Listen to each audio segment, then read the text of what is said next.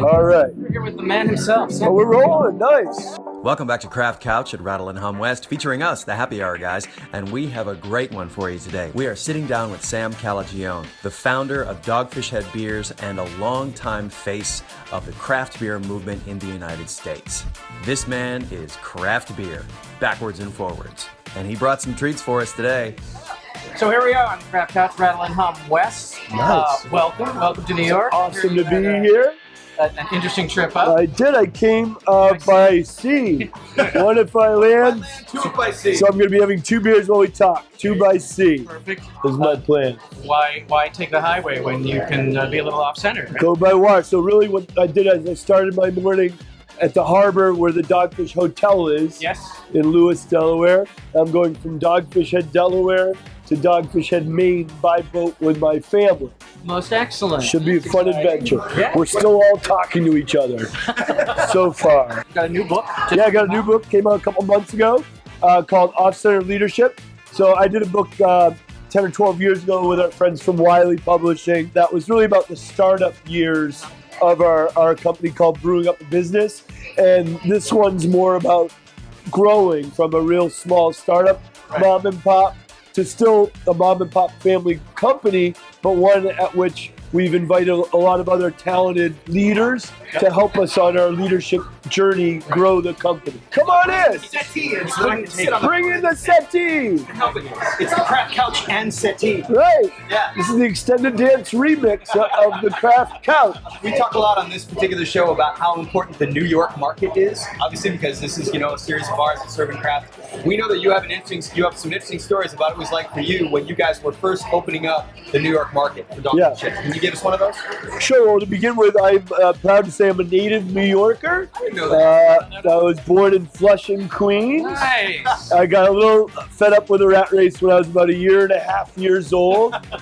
And my parents moved us out to Western Massachusetts. Taking my stroller and I'm getting I'm out of here! Western Mass. Western Mass. So Greenfield, Massachusetts is where my parents moved when I was a kid. Wow, I'm up there right now. Actually, Are you? The hook of our show, Mark and I are both actors. We're both Broadway actors. Oh, nice! So that's the hook of the Happy Hour guys. So I love it. I'm home on my day off from doing. I knew you were actors, but I thought you were all New York. But Stockbridge has the famous summer theater That's what I'm program. Yeah. That's cool. Yep.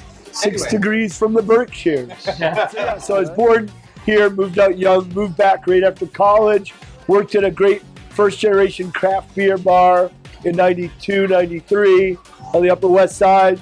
Fell in love with good beer. There was one homebrew store in Manhattan then. Bought my ingredients, wrote a business plan basically saying we were going to be the first brewery that focused on culinary ingredients from around the world instead of traditional beer styles. Wow. And so our initial beers had raisins and coffee and maple syrup and juniper berries and vanilla beans, and that's the kind of stuff we've always done at Dogfish Head. Cheers, thank you guys. So the beer we just poured is 90-minute IPA. Look at that beautiful color. So I believe my good friend Greg Cook, who owns Stone, did a little research, and 90-minute, from what he tells me, is the first American beer to have the word Imperial IPA. So Imperial Stouts have been around for centuries between Russia and England, but Imperial IPAs are a wholly American invention, and our really unique continually hot version means it can be really intensely hoppy without killing you with lingering bitterness. 1995 was the year. 1995 was the year we opened. 1999 was the year we first started doing 90-minute. A lot of people think 60-minute came first, but we brewed 90-minute for about 2 years Oh, I didn't know that. before we started making 60-minute. Cool. And when did you start putting kegs in your truck to bring them up here? Oh, so really we started distributing in New York City about 99, I think, was our first year, maybe 98. And New York's always been, it's an awesome beer market. It's true, they say if you can make it here, you can make it anywhere. Because it was in the late 90s, there was a few hardcore beer bars. Blind Tiger opened soon after that. I'm pretty sure all of them still serve Dogfish, so God bless the first generation craft beer bars. And Rattle and Hum has had a big part in New York City's beer movement for almost a decade, I guess, kind of their original location.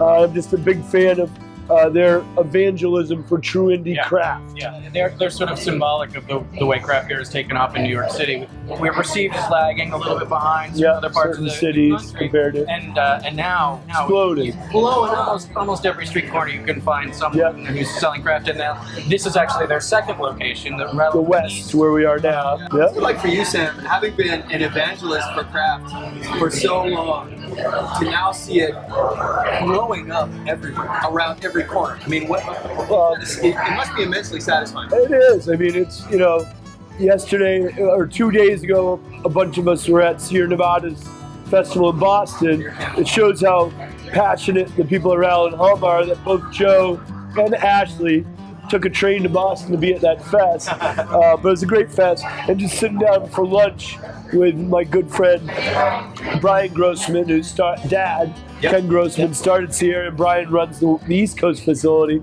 And just talking about how far our two companies have come from the era when we didn't know if we were going to make it, to now trying to figure out the best strategies to grow. It's still an exciting time. There's never been a more exciting time to be a beer drinker or a beer maker. Talk about that all the time. Never in the history of the world. The best time. We're talking a little bit about all of the change we've seen over the last few years. What's something, say, in the last 5 years that's caught you by surprise? Something you didn't see coming? Yeah.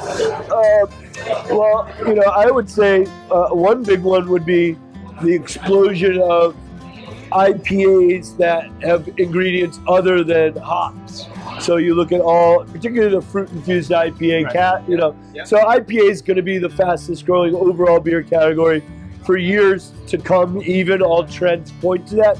But what you're seeing, this is amazing fragmentation of the IPA categories: dark IPAs, session IPAs, imperial IPAs, and fruit IPAs. And people thought I remember doing a beer event in 1997 with our Aper hop, which we've been doing fruit IPAs at Dogfish since 1996.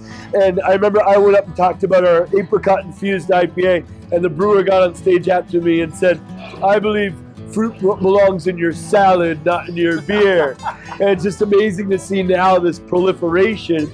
So actually, our brewers at the brewery brought to me, just as my boat was pulling off, a few of these growlers. And we want you guys to be among the first people in the country to try Flesh and Blood.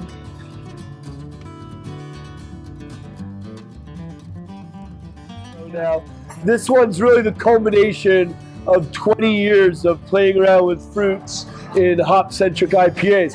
So it's called Flesh and Blood because it's made with lemon flesh, blood, orange juice.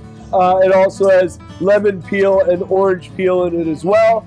It's just over 7% alcohol. You're getting this before it even went through filtration. It's not even being bottled till next week, and then it goes out to distribution the week after next. So you guys take sips. How lucky are we right now? You are among our first non-coworkers to try it. Let me know what your impressions are. Right. I love the mouthfeel. You know what I mean? Like there's not all the sharp edges on this. It's like there's a lot of citrus, and it's really like almost creamy. I was very, I was going to say smooth, creamy. Smooth and creamy. It's also kind of earthy for me. Yeah, like really. It's not from the nose. I was expecting a little more citrus. And it's much more complicated than that. Like it's a complex beer. In the middle, you get almost an orange juice character, like a tart. The way you get some acidity from orange juice, there's a little tartness in the middle of it that comes from the blood orange juice. Wow. So hoppy and then orange juice center to it. It's a perfect breakfast beer. It is a good breakfast beer. I agree with that. Yeah. I'm glad you guys like it. It's fantastic. Flesh and Blood starts shipping coast to coast from Dogfish in about a week and a half to be on shelves in early July. What a pleasure, man. To the happy hour, guys. Thank you guys for having me. Thank you for what you do.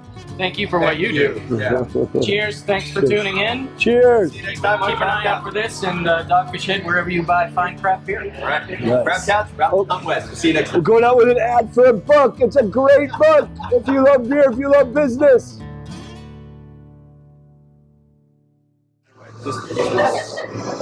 Don't look up my skirt. One with a buck. Logo's out. Okay, and 1, 2, 3. Nice. All right, we're rolling, Mark.